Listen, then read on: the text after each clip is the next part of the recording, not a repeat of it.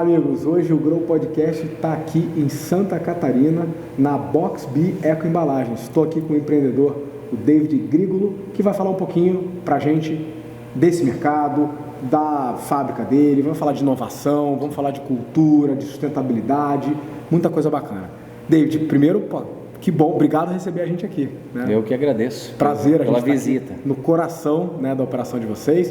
Conta pra gente o que é e o que faz a Box B Eco Embalagens. Sim, a Box B Eco Embalagens é uma indústria de embalagens de papel, copos e embalagem geral de papel, copos e potes de papel e qualquer embalagem em papel, seja para indústria farmacêutica, indústria alimentícia, indústria de peças, parte de embalagem, e o copo de papel, né, com todo esse apelo sustentável, né, do que vem a embalagem de papel e o copo de papel. Tá, e que dá peso ao nome Eco Embalagens. Eco Embalagens. Tá, então, para quem está nos assistindo, coisas como esse aqui, que você pode ver no mercado, ou numa loja de açaí, ou tomar um café numa loja do posto. Copos de café. Joia. E também caixas de eletrodoméstico, caixa de papelão. Sim, para toda a caixa de papelão também, de papel microondulado para a linha de caixas, exemplo, para as empresas de cosméticos, para empresas de eletrodomésticos, indústrias de cosméticos, indústrias de eletrodomésticos, né? Claro. Então a linha da embalagem é muito ampla, né? Você pode atender quase que virtualmente qualquer segmento que precise de uma embalagem baseada em papel. Exatamente. Bacana. Agora, por que eco-embalagens? Por que não ser uma indústria de embalagens comum que faz outros tipos de embalagem, plástico? Por que eco-embalagens? Então, porque nós vimos estudando o mercado e há uma tendência mundial, acho que isso está claro para muita gente, que há esse movimento muito forte em outros países da sustentabilidade, né? E no Brasil esse movimento já se iniciou, né? Mas tem um potencial muito grande para crescer, né? Posso falar um pouco do copo? Exemplo, no Brasil se consome hoje 720 milhões de copos dia. 720 milhões dia. Isso não, hoje, de papel, não é 1%. A maioria é plástico. A maioria é plástico. Que vai parar nos oceanos, nos lixões. Né? Então, tu vê o quanto o mercado tem para crescer. A gente já vê o movimento desse mercado crescendo, porque algumas capitais já começaram com legislação. Um exemplo, São Paulo, 1 de janeiro de 2021, já tem lei proibindo o uso de copos plásticos, talheres plásticos, canudos plásticos e pratos plásticos. A lei não está se cumprindo ainda. Eu acho que o pessoal acabou afrouxando um pouco por questão da pandemia, não está se cumprindo. Mas é um movimento inegável, que já se vê no Brasil, não tem volta, né? Porque no mundo todo isso já está mais avançado. Podemos ter um exemplo do nosso vizinho aqui, Colômbia, que é um país muito menor em população e tudo, e tem mais de 100 fábricas de papel, de copos de papel lá. No Brasil, a gente não deve ter 10, ou devemos chegar talvez a 10 fábricas. Encher os dois dedos na mão. Entendeu? Então, há um mercado gigante pela frente que está em pleno crescimento. Entendi. Olha, como consultor de empresa e como investidor, sustentabilidade deixou de ser algo que começou a ser discutido e já tem uns 10 anos que está virando verdade. Então, como você falou, já tem legislação, várias empresas que têm o seu valuation, o seu valor de mercado impactado por sustentabilidade, tanto para cima quanto para baixo. Pesquisas que demonstram amplamente que o consumidor final está disposto a pagar mais por um produto que, né, fira menos o planeta, esse tipo de coisa. Mas, ao mesmo tempo, a gente tem que reconhecer, como você falou, que estamos muito atrás de outros países. Não só países de referência, na Europa e tal, mas países próximos da gente, como a Colômbia, né, que tem realidades políticas e sociais parecidas com a gente. Ou seja, o movimento já começou, a gente vê que sustentabilidade de negócios não dá mais para separar, né? É uma discussão hoje já, assim, que não se discute mais se é ou não é, se discute o como que a gente vai fazer a sustentabilidade funcionar e ela ser economicamente viável. Então a minha provocação para você eco no Brasil pega, assim, se a gente tem 700 milhões, né, mais 700 milhões de copos dia de plástico, Dá para se esperar que em algum momento o percentual de copos de papel vá se aumentando? Você está vendo isso acontecer? Sim, Ares, a gente está vivendo isso, percebe no dia a dia, entendeu? A migração, ela está acontecendo. Muitos clientes, franquias que já utilizavam plásticos já estão migrando para o papel. A gente já vê esse movimento, que nem a parte de açaí, migrou muito, que era nos copos plástico, transparente, migrou para o copo de papel. Então, a gente no dia a dia vê esse crescimento, né? E eu acho que o boom vai acontecer, e eu creio que ele vai estar muito próximo por questões de legislação mesmo, Claro. por força de lei até, que vão, como o estado de São Paulo lá, a lei está aí, está valendo, daqui um pouco vão começar a fiscalizar e vai ter que ser cumprida. E outras capitais também. E né? outras capitais, Curitiba, Curitiba eu sei do canudo de papel, que é o canudo plástico, que é proibido. Claro. Então, se vê um movimento no Santa Catarina, aqui no nosso estado, Balneário Camboriú, eu sei que na parte da orla é proibido também. Então, a gente vê esse movimento crescendo a cada dia. Né? É inevitável. E nada como uma forcinha regulatória, né, com um apoio legal, para fazer esse movimento cultural acontecer. Para fechar, cara, a gente o seu cliente não é o cliente final, né? O seu cliente é o dono da marca, dono do produto que vai vender isso para o cliente final. Isso aí. O que você diria para ele, no sentido de argumentar de por que ele deveria abandonar o copo plástico e ir para o copo de papel? O quanto que isso eventualmente ajuda ele a se posicionar na frente do cliente dele como uma marca que se preocupa com questões como essa? Sim. Olha, como a gente está dentro disso, nós conseguimos identificar que há um público já muito grande que se importa com a sustentabilidade, que dá valor. Você consegue agregar valor no teu produto. Tem aquele cliente que quer pagar mais quando ele vê esse apelo sustentável, né? Então isso é um dos apelos. E o grande diferencial do copo de papel também é que você pode personalizar, né? Você personaliza, você tem uma qualidade fotográfica nele, então você consegue agregar muito mais valor também no teu produto, você consegue transmitir melhor a tua marca, ou o que você quer passar, porque é diferente de um copo talvez plástico, que você não consegue ter esse nível de qualidade de impressão, de transmitir, além dele ser térmico, é melhor, né? Então ele vai segurar mais o calor, mais o frio. Então são várias uma série de né? benefícios, né? Falando como leigo, né? De poder explorar o seu branding, para mim faz muita diferença. Imagina isso aqui na sua gôndola, né? Na sua prateleira, no seu ponto de venda. Você embalagem consegue trabalhar um monte de coisa aqui, né? E fica um produto muito mais atraente e até mais gourmet, mais direcionado para um público. E quando você falou do cliente que está disposto a pagar mais, além disso ser evidenciado por pesquisa, a gente está vendo um movimento contrário, boicote a marcas, né, que usam muito plástico, que mandam coisa para aterro, etc e tal. Então é inevitável, né? Quem opera qualquer produto e embalagem passa a abandonar o plástico e vir para um mercado em expansão, plena expansão, e é escalável, gigantesco, muito rápido, né? Como falei, hoje o percentual que é utilizado é muito, muito pequeno, né, perante o potencial do mercado que está aí para ser explorado. Isso aqui, inclusive, eu estou vendo, dá para aquecer no micro-ondas, né? Dependendo do produto, você pode levar no congelador. Sim, tem muito, ele aguenta a temperatura até de 220 graus, então tem pessoal que faz aquele bolo no pote dentro disso aqui, porque pode ir para o forno e se assar dentro disso, né? Sabe que eu acho que além da legislação, tem um fator aí que vai ajudar nesse movimento cultural, que as pessoas conhecerem isso.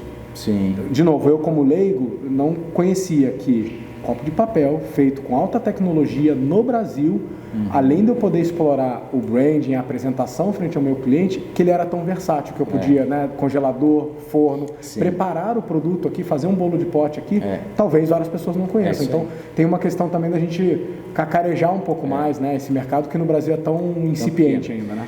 Aires, exemplo, eu tenho convicção de que o copo de papel vai substituir muitas embalagens. Nós falamos um pouco aqui sobre o uso de copo na questão descartável, né? Aquele uso descartável. O cara que vai tomar o café, que vai tomar o suco, que vai comer o açaí. É um mercado gigante. Mas Estados Unidos, por exemplo, já tem um movimento que a embalagem, aí não mais tipo um copo, um pote, se tornando uma embalagem da indústria, embalando aqui dentro produtos que a gente vai comprar na gôndola do mercado. Por que não embalar um café aqui em pó, um café em pó? Por que não embalar aqui, sei lá, sucrilhos? Então, nos Estados Unidos já tem muito disso, de muito produto que hoje nós estamos comprando dentro de uma embalagem plástica, de uma embalagem que é uma lata ou é um vidro, ela está indo para o copo de papel. Ou seja, não estamos só falando do uso Descartável. diário descartável. Não. Tem uma série de outras embalagens que a gente está acostumado a comprar em outros formatos e que podiam ser um formato mais amigável ao meio ambiente e até competitivo, né? Porque vocês conseguem viabilizar esse produto. Eu acho que esse foi uma barreira durante muito tempo, né? O produto sustentável, ele era muito caro, ele era inacessível e hoje cada vez mais ele está competitivo. Cada vez mais barato. Exemplo assim, a indústria de sorvete começou a usar muito. A gente vai lá no freezer, lá no mercado e compra lá o sorvetezinho que está no pote plástico. Hoje está indo para o papel, nós já temos clientes assim, e ele é mais barato que o plástico, porque o plástico é mais barato quando é aquele plástico de uso descartável, do copinho lá do bebedor que tu toma e joga fora. Quando é um PET, que é um plástico com estrutura, ele é muito mais caro que o papel.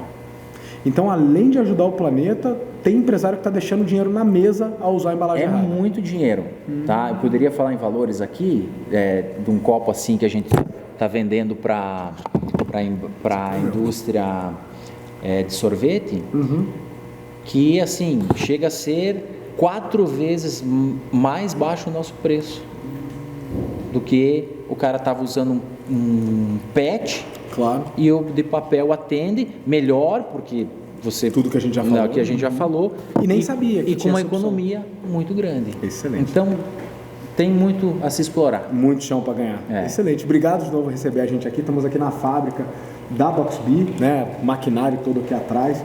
Ambiente incrível. Fiquem de olho que vem novidade por aí. David, obrigado, cara. Obrigado, Aires. Pessoal, estamos aqui ainda na fábrica da Boxbee em Santa Catarina, agora com o Gabriel Grigolo. Gabriel, bem-vindo, cara. Obrigado. Quer dizer, bem-vindo é ótimo, né? Eu que estou sendo recebido aqui na casa deles, mas bem-vindo ao podcast para a gente falar um pouquinho. Conhecendo um pouco mais da fábrica de vocês, eu, né, por força do meu trabalho como consultor, já tive a chance de visitar uma porrada de fábrica, no Brasil e fora. E fiquei impressionado positivamente com a excelência técnica aqui de vocês, com o cuidado com a modernidade da fábrica, né? Tecnológica, operacional. Não é algo que se vê, né, comum nas fábricas brasileiras e até outras na América Latina. O que tem aqui que faz essa fábrica diferente? Quais foram os cuidados? Eu sei que ela é uma fábrica nova, né? Tem muito investimento, mas além de ser nova e ter botado muito dinheiro, assim, conta um pouco pra gente o que torna essa fábrica mais inovadora, mais tecnológica, mais eficiente. Então, obrigado pela visita, prazer. Hoje a nossa indústria, né, a gente construiu aí com padrões de excelência mesmo, né, com padrões diferenciados do mercado. A gente tem equipamentos modernos, equipamentos tecnológicos muito bons. A parte fabril, para atender todo o mercado de embalagem, tanto a embalagem secundária quanto a embalagem primária, que a embalagem primária seria o caso dos copos, né? Que é o contato direto com o alimento. Então, para esse processo, né, da embalagem primária, tem que ter um cuidado muito, muito extremo, né? Envolve contaminação, coisas ao consumidor final. Então, isso demanda uma capacidade de estrutura muito diferenciada do que hoje seria o normal, né? O básico. Então a gente tem, por exemplo, os nossos ar-condicionados aqui são todos com raios UV para manter o ambiente limpo, sem contaminação. Não tem uma janela aqui, né? Todo ar que entra e que sai é controlado. Isso, controlado. A fábrica é lacrada, né? As luzes são todas fechadas, são todas LED fechadas. Caso ocorra alguma quebra, elas não caem em cima das máquinas, em cima no chão para contaminar um produto. Então são muitas coisas diferenciadas que a gente procurou fazer para atender melhor os clientes, né? Deixar tudo nos padrões. Então, quando a gente fala, veja, não é só... ela não é só visualmente mais bonita e nem só mais tecnológica e gasta menos energia. Esses diferenciais de vocês dessa excelência técnica permitem que vocês fabriquem ou atendam clientes que outras fábricas não podem. O que você está me dizendo para fazer embalagem de alimento tem um cuidado, tem certificação, tem auditoria, ou seja, os teus clientes, as redes de alimentação e tal, eles vêm aqui olhar isso e se você não tiver todo esse cuidado, o cara não leva o contrato, né? A gente recebe auditorias, né? Nossos clientes. O copo não pode ser tocado pela mão, não pode ter uniforme próprio, luvas, toucas, né, como a gente está usando, né? Cara, foi a primeira fábrica, tirando fábrica de alimentos, né, que eu vi esse cuidado. Então não é só na tecnologia, nos processos. Não, exatamente. Tá, isso permite que vocês fabriquem embalagem de alimento, de remédio, que eu sei que também é bem controlado, né? A parte de laboratório, né? A parte de laboratório é bem complexo, um padrão bem rígido. Bacana. Uma outra coisa que me chamou a atenção foi a capacidade, cara. Assim, eu conheço outras fábricas semelhantes, de embalagem e tal, mas não só um porte muito menor do que esse aqui. Quem está vendo não consegue ver a dimensão aqui da sede deles, mas, por exemplo, um mamute desse aqui, né? Uma máquina de 60 toneladas. Isso aqui tem uma capacidade produtiva que a imensa maioria... Quantas fábricas, sei lá, no Brasil, no mundo, tem uma capacidade dessa aqui, essas características aqui? A gente tem a Roland, né? Roland é uma máquina europeia, né? Uma máquina alemã. Ela tem uma capacidade produtiva muito grande. Vamos falar em números, assim, ela produz em média 15 mil folhas hora, né? 15 mil folhas horas. Então a capacidade produtiva dela é muito grande mesmo. Digamos assim, é uma máquina que existe, né? Outras fábricas têm, mas tem diferenciais, né? Claro. A nossa é 5 cores, mais unidade de verniz, com secador IR. Então tem diferenciais. Falando para os leigos, isso permite que você produza embalagens que outros não conseguem. Por exemplo, a gente estava vendo aquela embalagem de sabonete, elas têm detalhes e tons de cores que uma máquina mais simples não faria. Não, exatamente. Então, se o empresário do lado de lá, né, com a marca dele, seja de sabonete, seja de fondue, de açaí, de qualquer coisa, se ele quer algo diferenciado, vai usar isso como uma maneira de se posicionar perante o cliente, ele não pode usar aquelas impressões, aquela serigrafia borrada que a gente vê em copo de posto, por exemplo, né? A gente diz não é só pintar o papel, né? É só manchar o papel, né? Não é só manchar o papel. Hoje a gente segue o padrão de cor ISO, né? Bacana. A gente apresenta relatórios com um padrão de cor ISO, né? Tem uma certificação para impressora. Bacana. Cara, vamos falar de... Bom, e aí a gente podia falar da fábrica um monte aqui. Eu vi a questão de eficiência energética, que é outra coisa que a gente vê pouco nas fábricas, né? Um cuidado com o consumo e tal. Isso tudo vira eficiência e vira margem para vocês. Mas agora eu queria sair um pouco da questão da fábrica e falar um pouco do potencial de mercado. É um nicho inovador no Brasil, porque copo de papel ainda é muito pequeno perto do consumo, né, de copos de plástico no Brasil. E ao mesmo tempo tem poucos players. Eu como consultor é a combinação, ou como investidor é a combinação perfeita, né? Um mercado com potencial crescimento, com legislação vindo, com apoio da sociedade querendo produtos mais assim, que não agridam o meio ambiente e tal, versus uma capacidade de atendimento a essa demanda muito pequena. São poucas fábricas que conseguem fazer esse tipo de produto nessa qualidade. Como é que você enxerga isso? A tendência é crescer, a tendência é proliferar mais concorrentes? Vocês hoje estão nadando no Oceano Azul? Como que você vê isso? Então, a tendência desse mercado da embalagem no copo de papel, a gente vê um avanço daqui para frente muito grande, né? Hoje o Brasil, digamos assim, começou tarde, né? Hoje quanto tempo faz que a gente conhece o copo de papel no Brasil hoje, né? É pouco tempo que existe no Brasil. É recente. É recente. Colômbia já faz mais de 30 anos, né? Que é um país, digamos, bem menor do que o Brasil, né? Comparando em população. Então, lá já é extremamente o uso de copo, substitui muito o plástico, né? Então, é o normal, o copo normal lá é o de papel. Papel. E aqui no Brasil hoje existe bastante o plástico, mas que o mercado de copo de papel vem abrangendo muito, né? Vem pegando firme a parte de sustentabilidade, né? Então eu acredito que com certeza o copo de papel vai substituir querendo ou não, com forças maiores de leis, vai ser substituído pelo copo de É um plástico. movimento que não dá para separado mais, né? Eu lembro que teve um momento, cara, que assim, a discussão de sustentabilidade, ela acontecia muito num campo filosófico, né? De defender o planeta, lá, Eco 92 e tal.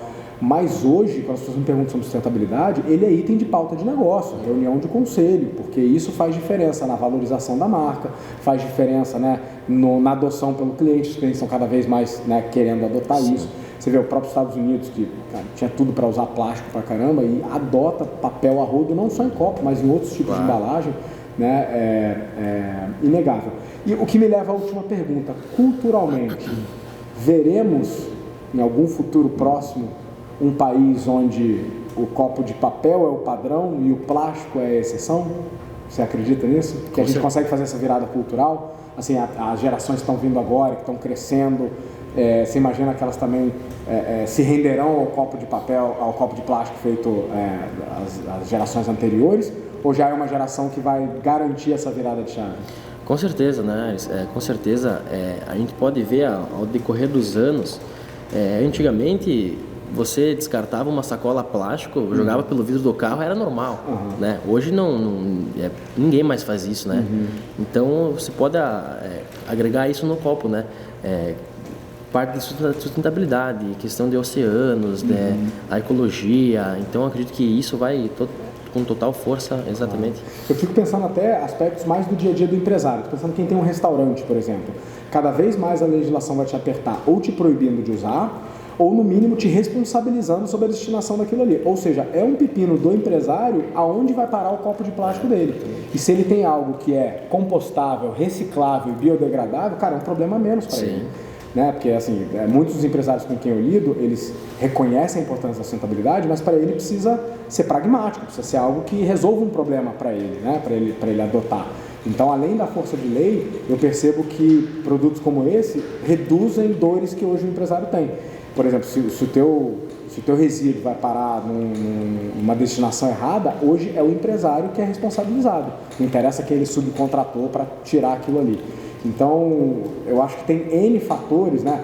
A desativação dos lixões e dos aterros, né? Pô, quase nenhuma capital hoje ainda tem funcionando, né, aterro, pelo menos ainda jogando coisa lá. Tem os aterros lá, mas já está se direcionando para o outro lado. Então, a mudança cultural das novas gerações e a força de lei. São 3 variáveis aí que fazem com que um negócio como esse aqui só tenda a explodir. Por aí? Um exemplo disso, né?